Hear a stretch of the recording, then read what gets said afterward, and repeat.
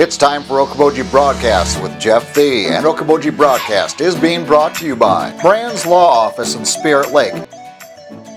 Welcome to Okoboji Broadcast, everybody. So glad to see you here with us today. Also glad to have with me here today one of our great sponsors. It's Bethany Brands from Brand's Law Office in Spirit Lake, and it looks like Bethany has gone a-traveling, or at least has a background for Zoom and at the beautiful Golden Gate Bridge of San Francisco. How you doing, Bethany? I'm great, Jeff. I am not actually in San Francisco. I'm actually in my living room working from home today, but that was a virtual backdrop offered by Zoom, and it seemed like a lot more fun than my living room walls. Yeah, it is. It's more fun than, I've got a picture of Elvis behind me, and that's about as exciting as my room gets here. So you win this round. You got the better background going. Hey, Bethany. All right, you're challenged for next time, Jeff. We'll see if I can work the technology by next time around. Hey, let's talk about, and you and I talked a couple days ago and had a lot to do with just looking at articles, and one was on KCCI, CBS affiliate in Des Moines.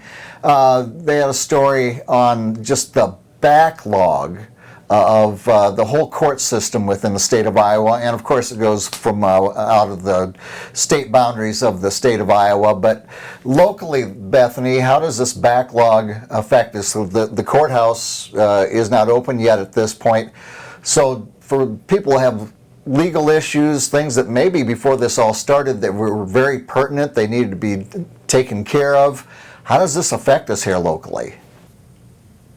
Our judges locally have been doing a great job at keeping the cases moving that they can. And I was listening to a presentation from some other attorneys in the state on juvenile court practice, and where a lot of judges in other parts of the state have continued lots of things, hoping that this would be over soon. Those judges and those court systems for sure will have a huge backlog to deal with. Yeah. The judges around here have done a really good job of filling their dockets and restructuring to keep things moving. And so I'm optimistic that we'll have less of that problem here than in other parts of the state. However, there's still going to be a significant bottleneck of cases that need to move through the pipeline.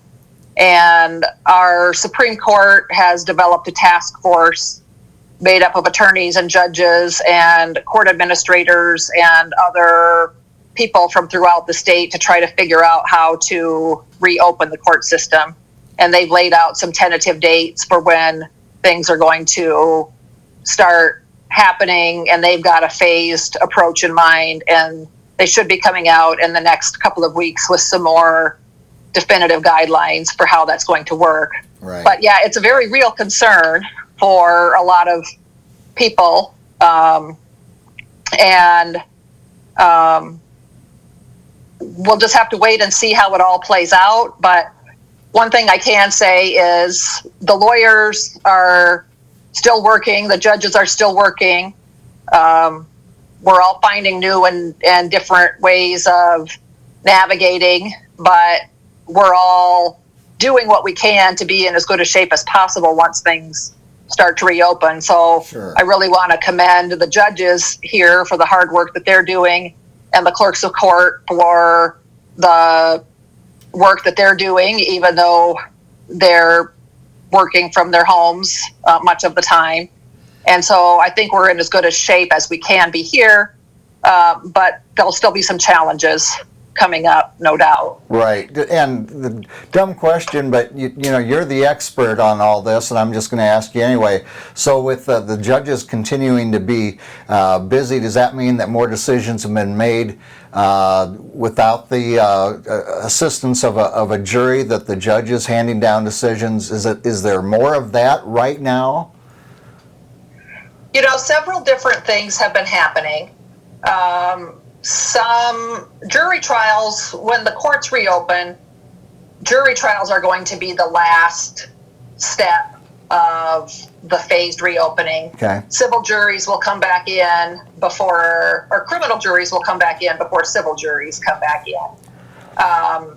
Some cases, I have no doubt, have the parties have elected not to wait for a jury date and have made arrangements then to try those to a judge directly instead of to a jury. Right. One of the other things that I've seen happening is the judges have taken the extra time and they've gotten caught up on some of their backlogs of cases that they've had under submission. Okay. And so when they get to the new cases, they hopefully won't be starting out with a backlog already. Hopefully they'll be able to start fresh. And then some of the judges are just taking charge of their own schedule and contacting the participants on the cases related that they have under them, and just exploring whether it's something that can be done in a Zoom conference or telephonically or something different. Okay. So for example, I had a divorce trial that was supposed to go to trial right after all of this came into play, and the judge contacted us and said, do we need to wait, or is this something that we can do telephonically or by GoToMeeting format? And so we agreed to do it in a half a day, and we limited the amount of time that we need, and that way he can use that time for other things in the afternoon, or he could potentially schedule another case in the afternoon. Right. And we chose a format that worked for all of us rather than waiting until the courts reopen, and we don't want to be behind that backlog either. Right. So they're getting creative in how they're doing things to keep as many cases moving as possible. Well, and I know that the Dickinson County Board of Supervisors have set out a three-phase plan, and now Emergency Management Coordinator Mike Carrott is in charge of implementing that.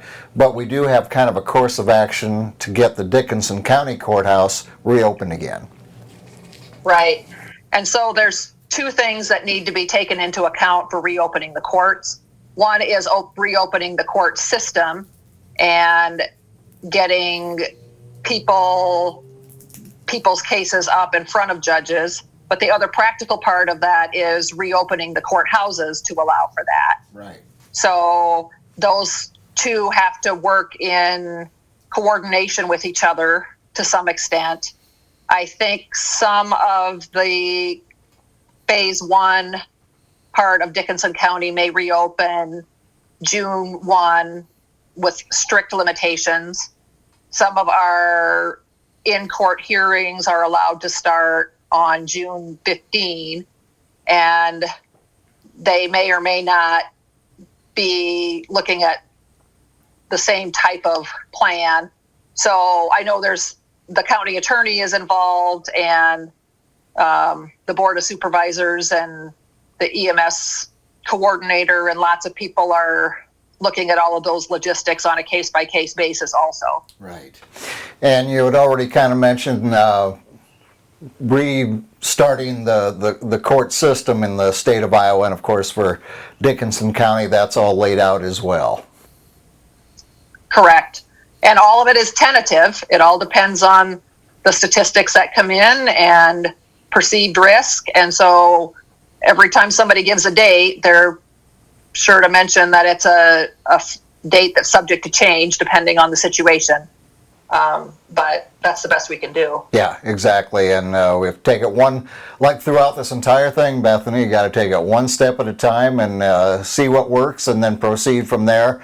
But at least there is a plan in place, and hopefully it falls together as anticipated to get our court system back up and running again. Right. And of course, like you said, you've been busy. You haven't stopped working through this entire thing, so you're still doing all of your duties, and we want to remind people, if they want to get in touch with you at Brand's Law Office, they can do so easily, giving you a call or getting in touch with you, and you're here especially family practice. Right, that's what I'm focusing on at the present time, and just I want the public to know that the other lawyers in the county are working just as hard, and some of us have relocated and some of us have stayed in our offices, but we're all still working to get things done. And I know this has been a time where the other attorneys in my office have seen more calls for things like writing wills and getting